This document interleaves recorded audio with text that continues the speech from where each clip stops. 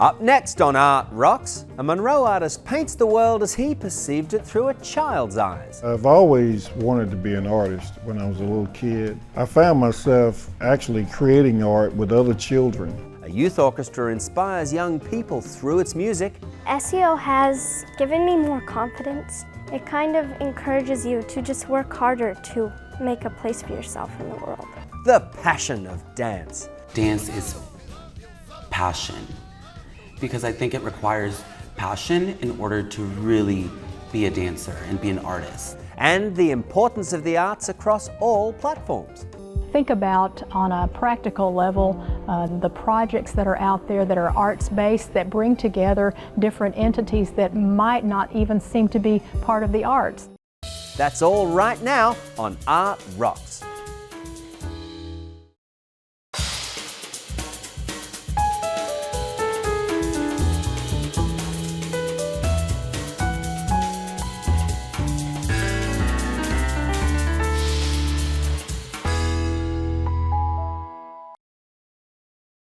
Art Rocks is made possible by the Foundation for Excellence in Louisiana Public Broadcasting and by viewers like you. Good afternoon and thank you for joining us for this edition of Art Rocks with me, James Fox Smith, publisher of Country Roads magazine. We begin with a visit to Monroe artist Frank Kelley, who has garnered a national reputation for his atmospheric depictions of North Louisiana's rural scenes, musical culture, and abstracts that explore the infinite landscape of human emotion. I've always wanted to be an artist when I was a little kid. I found myself actually creating art with other children, and that's when I really noticed that I had the gift. Frank Kelley Jr. got a formal education in liberal arts at Grambling State University near Monroe, Louisiana. But he also got a degree in business. After graduating, he sold luxury cars for about 15 years while painting on the side. By then, he had positioned himself financially to paint full-time by amassing a large collection of work to offer customers. At about the same time, Frank's artistic endeavors got a major boost from an international magazine. I was chosen to be in Art and Antiques magazine. I was noticed outside of here more. So the folks that were making contact, and there was a good bit of people reaching out to me, so therefore when they did, I was able then to put things together and for things to happen. I tend to work in a vein. You know, I'll paint 6 to 8 pieces, maybe in abstracts. And then I would transition then into landscapes, because I have to go back to utilize those skills because that's who I am. Then going into figuratives, I mean, I have to continue to tell those stories that are, you know, really important to me and would be important to society. When Frank talks about figurative art, he is referring to capturing the people and places he grew up with in North Louisiana. The Victorious Woman is one of the 10 babysitters in my life as I was growing up as a kid. Well, within the piece, you would notice it's in the hands. And the hands is what stuck in my mind. I remember those hands because those hands were the hands that fed me, they changed me, they fanned me when I would lie down on a pallet. This man is the deacon in the church. He's well known in the community. He's a hard worker. He is someone who you can depend on. He's your father, he's your janitor. He's that one that when things break down for the elderly, he's there. Private discussion is the title. In the rural community, there has always been a gathering of men. Men have always met. They would always sit and have coffee or have conversation and things of that nature. So I wanted to somewhat create that environment. It reflected to me perseverance. It also seemed to garner the historical experiences of individuals whose hard work is not appreciated. It's not looked upon as being as important as it really is. I think women that I've known that who've done some really fabulous things that go unnoticed. The Women of Purpose was my first purchase, and it's my favorite. It's like my crown piece. The women are looking off to the far, and so it just conjures up the question, what are they looking at? And the title that he gave it, Women of Purpose, it just makes your mind wander about, yeah, what could it be? Although it's muted, it jumps off the canvas with vibrancy because of a lot of action. Frank says much of his confidence in figurative artwork came from one specific painting. Where Are You Going? That was a painting when I knew that I had crossed the threshold to life as an artist. And that is the significance of where we're going. Where we're going in religion, friendship, family, and also neighbors. The North Louisiana landscape is also very prominent in Frank's work. There was a lot of brush and beautiful tall trees, pine trees, oaks. I grew up in that kind of surrounding as a kid, and a lot of these paintings are painted from memory. In recent years, Frank has also devoted more time to abstracts. I've always loved abstracts. I always wanted to paint abstracts to another level. There's some of my abstracts that you'll find that may have figuratives in it. You know, you may see shapes. And then there's another type of work that you will see color and texture and volumes of things of that nature. After having some illnesses, I was able then to generate pieces of color. I am so grateful to God for giving me the light that shines within the work. My customers are fantastic people. They're everybody. It ranges from teachers to blue-collar workers to white-collar workers to corporations, hotels, financial institutions. Frank believes all artists should give back to their communities. Donating your time to an organization, donating your artwork to the different chambers, like CASA organizations and things, heart organizations, and just donating those things, and then also giving back to the children. Back in 2001, it's when I created Youth Arts Initiative Program, and in 2014, I created Geometrics Through the Arts. It's when we take the geometric shapes and we create subjects, we create models, and then we write about it. It's where I go into the schools or work with participants in community centers and things of that nature, and I teach math, reading, writing, public speaking, and life skills through the arts. For a closer look at Frank's paintings, hit the road to Monroe and pay a visit to his gallery on North 6th Street. No matter where you roam in Louisiana, opportunities to connect with the arts are everywhere. The trick is knowing where to look. So here's a list of some cultural adventures coming up around the state in the week to come.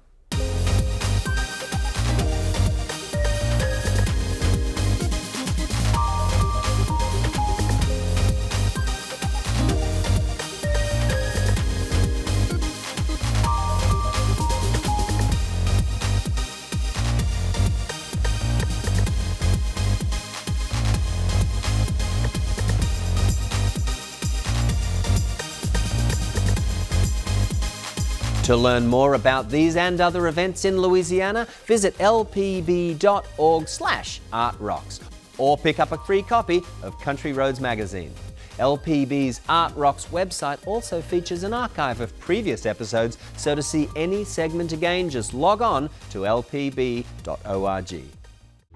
Now, the Empire Youth Orchestra in Albany, New York, has a mission to challenge and inspire young people to achieve excellence in music through intensive instruction and high-level performance opportunities. It's old music making a difference in the lives of the young. Here's how they do it.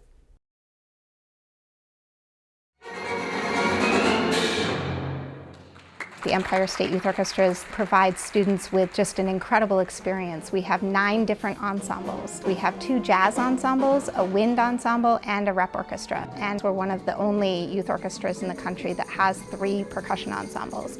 Our students are incredibly articulate, so actually we do know what Empire State Youth Orchestras have meant to them. SEO completely transformed who I am as a person, who I am as a musician. SEO has given me more confidence. It kind of encourages you to just work harder to make a place for yourself in the world. SEO really for me has been as much a social experience as it has been a musical experience. I've had a great time every year I've been in SEO. It prepares me very well for what comes after high school. Joining SEO, I saw that there were hundreds of kids that were that into music like I was. SEO has provided me with an amazing orchestra to play in, participate in, and perform with.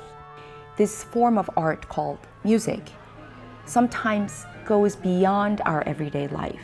They can walk into a rehearsal room, and what I ask them to do is leave their everyday life outside the door.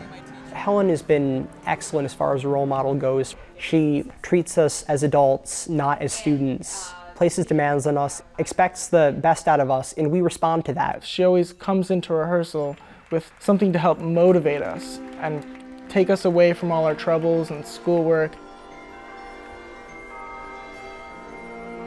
When you have a moment where everybody's in sync, you can just feel that. Everyone's tuned in and we're all aware of what's going on. It's all about knowing what the other people are thinking, being able to listen to them and play at the same time. And when you do that, it usually feels really good. And then you think to yourself, wow, I'm a part of this orchestra, wow, I'm helping make this sound. It's just a feeling that the hard work paid off. There has to be a balance between stress and relaxation during a performance to be in the zone. There's just something that happens and we just click, everyone just feels it. That's the feeling that's making me want to go forward in music as a career. I think the Asian tour was a life-changing experience for me and for many of the students who went on it. Every one of the halls we played at, the audiences over there, so enthusiastic, so absolutely in love with just experiencing the music, and we feed off of that, we amplify that, we play that back to them. Going with SEO to Asia was something new for me, definitely. New food, new people, new communities, new audiences especially. That was something that was very different for me. They were very reserved in some places, and then in other places they would go nuts after concerts. It is a sense of this African tribe's philosophy called Ubuntu. It means I am because of we are. And my success alone cannot happen without all of us being in it together. You learn to lose your ego and work together for the good of the group instead. It gives you that experience with developing kind of empathy for other people and developing communication skills. You're part of something bigger. And to be part of something bigger and work with people, that's one of the most coveted skills in the world. When we start our piece in the concert, you can tell, you can feel that everybody's in it to do this and present the audience with something, and you really feel like you did something great. It's a privilege to get into the program itself, so everyone that's there really wants to be there. And so the gift that I think Empire State Youth Orchestra gives is the knowledge that there are a lot of things you can do alone, but there are a lot of things you can do even better as a group together. What's just so exciting is to be part of the process of developing a future musician and see how they go through that process of learning more about themselves and learning more about their love and their talent. SEO was the first chance I got to play in a professional orchestra in that sense of responsibility, and it was the first group that I got to play with that held me to a very high standard. If it wasn't for SEO, I wouldn't be going into performance like I plan on doing. I wouldn't love my instrument as much as I do. I love music, and if SEO's helped me with anything, it's precisely that, just increasing my musicianship. It has helped me to really practice harder and come up to that high level and really study that music. The gift for me is obviously priceless. It's a different kind of joy you feel. And I think the gift that I receive from our students and this organization is just a sense of pure joy in what we do.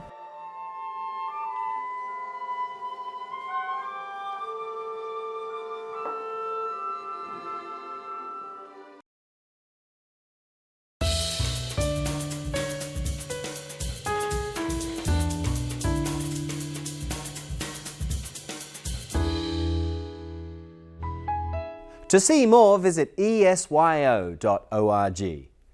The Houston Metropolitan Dance Center has been bringing world-class dance to Texas's biggest city for more than 2 decades. Houston Metropolitan Dance inspires and educates audiences, striving to bring only the highest quality performance and instruction to these cities' stages. Now, let's go inside those studios to learn how, in America's Space City, this company really is making sure that dance's star keeps on rising. Dance is, it's passionate, it's fulfilling. Dance is passion, because I think it requires passion in order to really be a dancer and be an artist. Dance is my release. It is my lifestyle. I know that when I'm watching dance, I feel inspired. As artistic director, I think it's really important to have a clear vision. I look for talent, I look for choreographers, I look for established choreographers, I look for emerging and younger choreographers, and just to keep the dancers happy and to keep the versatility in what we're doing. But there is a particular niche of dancers that can do the work, because we have to jump from a contemporary ballet piece to a Camille Brown piece to a Larry Keglin piece, so they have to be able to adapt quickly and they have to be versatile. So American modern dance, that's what I was trained in.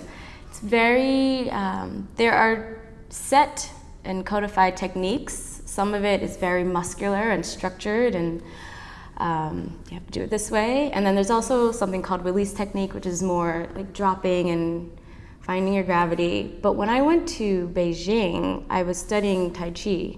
Our boss had us do Tai Chi every single morning by the lake. So that taught me how to move energy, move the air, and not just dance in the space, but move it. You know, the molecules in the air. There's something there, you can't see it, but it changes your quality of movement completely. I'm a very emotional person, and I'm a very dramatic person on stage, and whatever I'm feeling, I think it comes out in my face and in my body. I'm used to not talking about it. I'm used to showing it through my body. And it's weird putting it into words and to actually say why I'm passionate about dance. You get this certain rush of random energy as soon as you hit the stage. I experienced this at the last concert we did. All of a sudden, the lights turn on and I see the crowd, and it completely just blew me away. And in my head, I told myself, this is why I dance, because of this. I do feel like I'm a little bit of a mentor for them, and I know that they all respect me as an artist and a director. I mean, the artist eye really is just keeping the vision clear for each work, because something might be one way then completely different for the next. But I don't want it to become just a job. It's really about you're being passionate, you know what to do, you've been trained, you are here for a reason, trust yourself, trust me. I want to dance as long as I can, as long as my body still allows me. Physically, it's obviously very exhausting, but it's rewarding. You know, that's one of the reasons I dance, is because you just, it all just comes out of you. Everything is just released, and you're a clean slate at the end of a piece like that. You just left it all on the stage or the studio. I think everything moves me. The happiness of being alive and the happiness of life itself. The fact that I'm fortunate enough to wake up every day and take a deep breath, that's what moves me, because I'm alive and I can do it.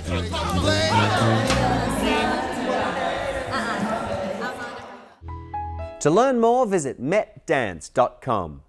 Back home now to Louisiana, where Monroe is also home to one of the most interesting exhibits of Coca-Cola memorabilia anywhere in the country. That's thanks largely to the family of Joseph Biedenhahn. In this edition of Louisiana Treasures, Biedenhahn Museum curator Ralph Calhoun reveals some of the relics you will find in the museum that he manages. Well, this is the Biedenhahn Coca-Cola Museum in Monroe, Louisiana. And we celebrate a number of things here. And the first thing really is the nostalgia, the history of Coca-Cola. But for us, maybe the most important thing is Joseph Biedenhahn, who was the first person to bottle Coca-Cola. And as I like to tell people, he didn't invent Coca-Cola, he didn't invent the bottle, but he kind of married the two together. He first bottled in something called a Hutchinson bottle, which looks like this. And it is it's very different than the bottles we use today. It had a rubber stopper in it with a metal hook across the top, and you actually pushed it in to get to the drink. And if you listen, you can kind of hear a pop sound. Well, that's where the word pop and soda pop came from. So this was the kind of bottle they used.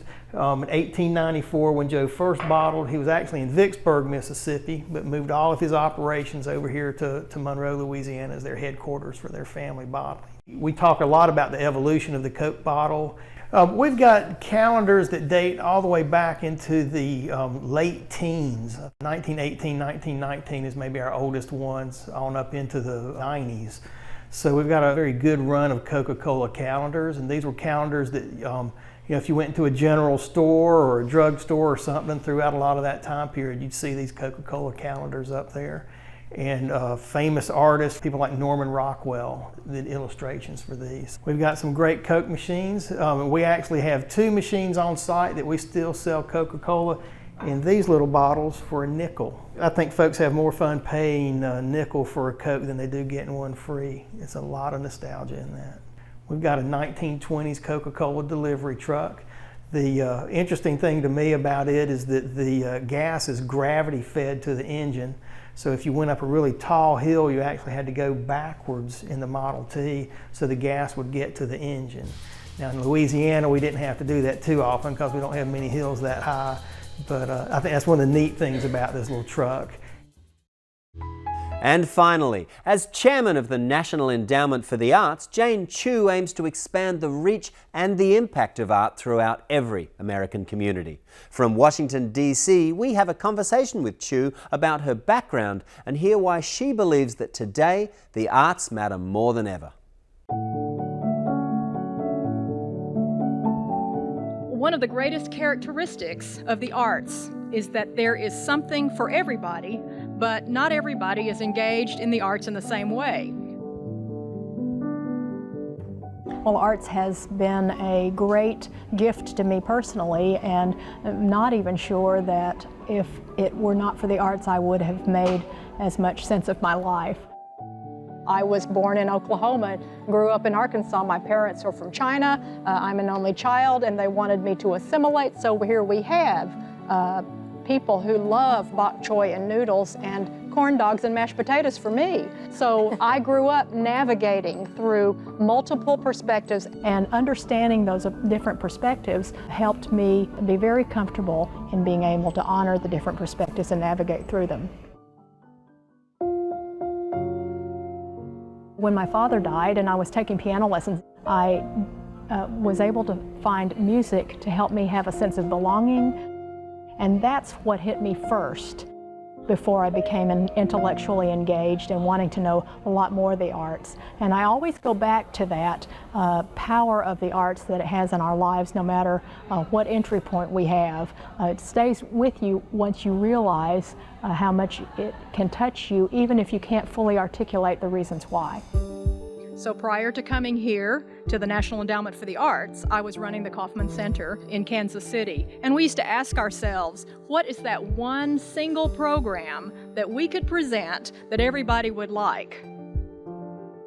Art plays a strong role in being able to connect certainly communities together.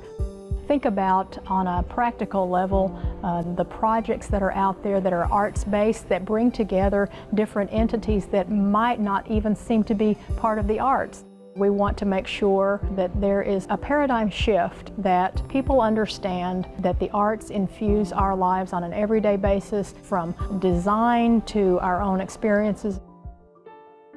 Something I like may not be something that you like, but we're still engaged in the arts, and we can honor each other's ways of being engaged even when they're different from our own. And that's the beauty of the arts. Association with the arts has shown that there are fewer trips to the principal's office, the truancy rates decrease, they are more apt to participate in civic activities. Their ability to understand other subject matter because of the arts is critical, and that makes the arts actually one of the most cost-effective ways to be part of a school system. With arts being cut in a number of schools, we look for ways to boost it instead. So given this scope of the arts, it's not surprising that the ways we engage with the arts are equally rich and textured. In 2012, 4.7 million workers were employed in the production of arts and cultural goods, and for every 100 new jobs created in the arts, 62 additional jobs are also created. From what we wear to drawings, and it infuses our lives every day, even when we're not aware of it. Think about the design elements that somebody had to create that.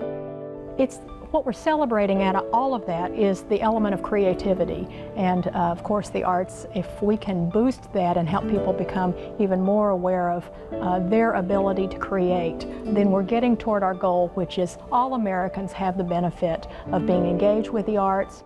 People change, so art should change as well, and it does, and sometimes it guides us as well. So art is ever going. Our work is never done as cultural providers. We need to make sure that we're listening and paying attention. We would do ourselves a disservice if we said, if we build it, they will come. If we have this piece of art here, I'll just set it down and everybody will come. That's not the way it works. We're about cultivating relationships and giving people the opportunity to be engaged in the process as well. As part of the National Endowment for the Arts, we'll be connecting more systems together. We are also thinking about the whole system now. And the more people we can help experience the arts in the ways that are relevant to their lives, then the greater chance that we have to foster value and foster connections and foster that creativity and innovation that comes from being engaged with the arts. And that's going to do it for this edition of Art Rocks. But remember, you can always watch episodes of the show at lpb.org/artrocks. And for even more coverage of our state's unique arts and culture, Country Roads magazine is a great source for finding out what's going on across Louisiana. Until next week, I'm James Fox Smith, and thanks for watching.